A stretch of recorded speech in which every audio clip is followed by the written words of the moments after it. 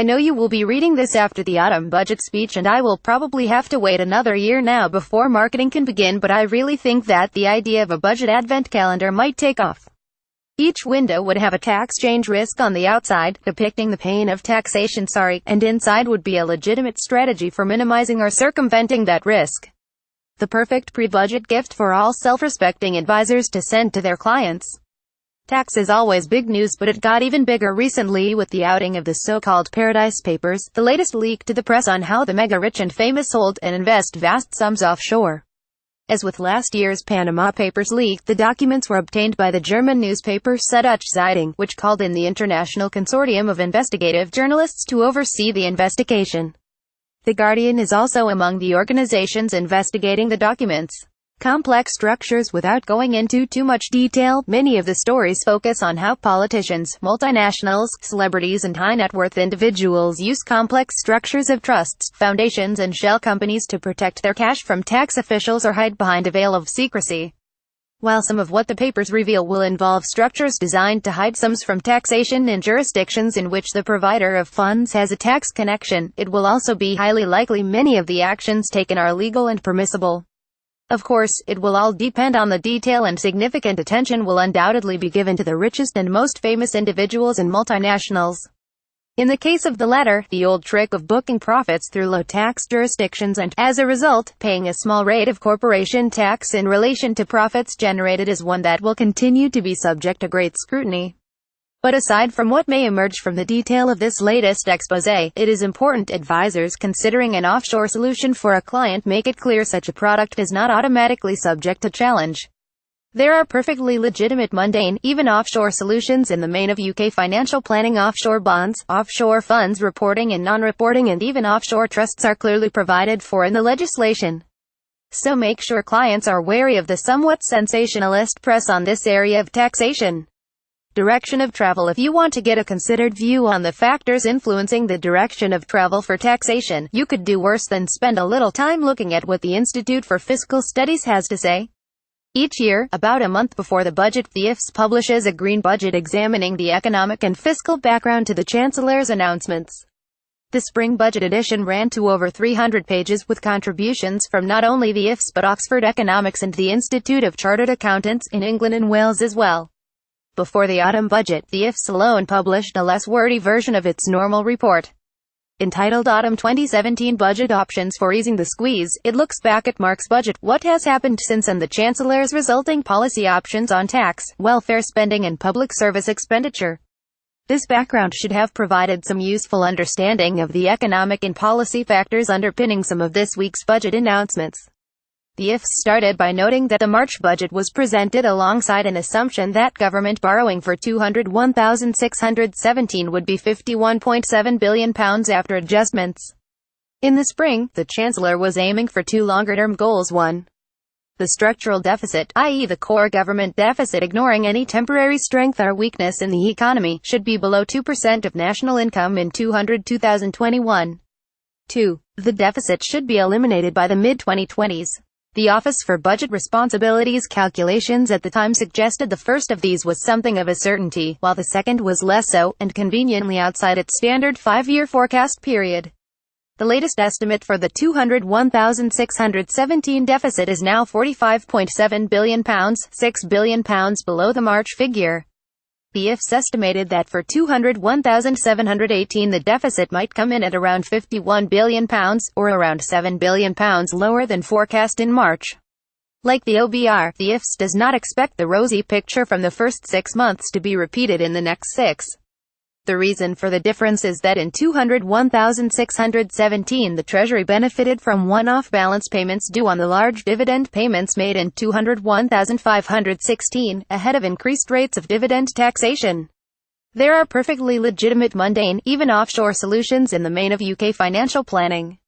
So make sure clients are wary of the somewhat sensationalist press on this area of taxation. This is something many advisors will have been aware of and even implemented themselves in relation to their own business. Remuneration planning remains an important facet of the overall financial planning strategy for SMEs, and one advisors should be centrally involved in with the business accountants.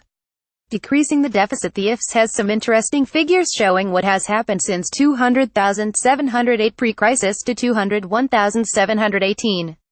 Government borrowing, as a proportion of national income, is virtually the same 2.8% in 200,708 against an estimated 2.9% in the current year.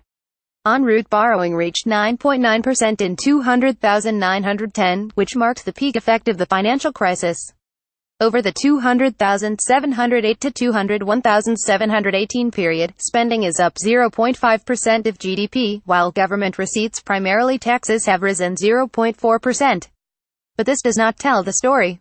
Between 200,708 and 200,910, spending rose by 6.1% and receipts dropped by 1.1%, whereas since 200,910 spending has fallen by 5.6% and receipts have risen by 1.4%. Roundings creep in here for those keeping count.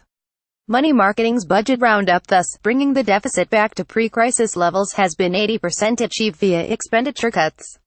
This helps to explain why there are growing calls for an increase to government spending, despite the March budget's plan of £24 billion in further cuts by 2021.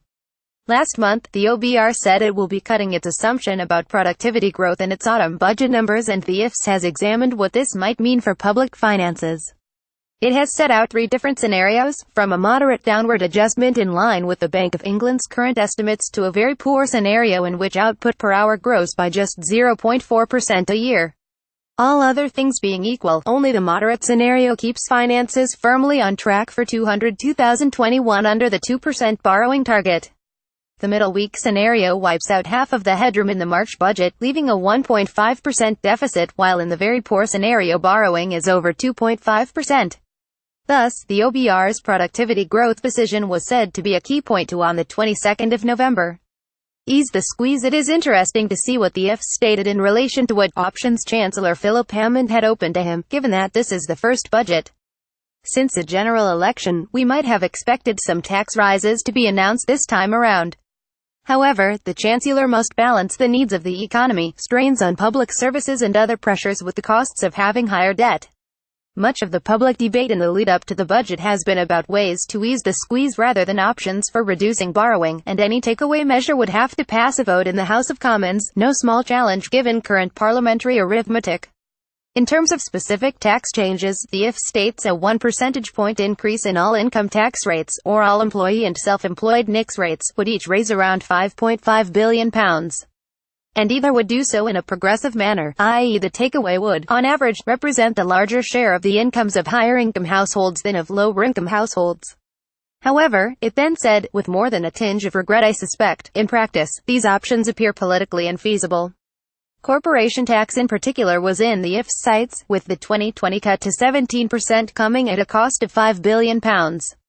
The IFS stated that maintaining the 19% rate would still leave the UK with the lowest headline rate in the G20. Especially given the continuing Brexit uncertainty, maintaining at least an attractive corporation tax rate seems essential to competitiveness.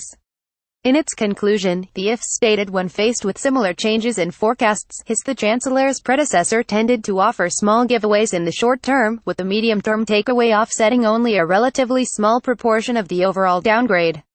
The final sentence is perhaps the most telling given all the current pressures and uncertainties, and the policy action that these might require. It is perhaps time to admit that a firm commitment to running a budget surplus from the mid-2020s onwards is no longer sensible. While it is the actual tax changes that tend to grab the headlines, understanding the policy and philosophy underpinning them is essential. Having the backstory facilitates more informed conversations with clients and other professionals about tax changes, their drivers and appropriate planning to improve financial well-being. Tony Wickenden is Joint Managing Director of Technical Connection. You can find him tweeting at TechOn.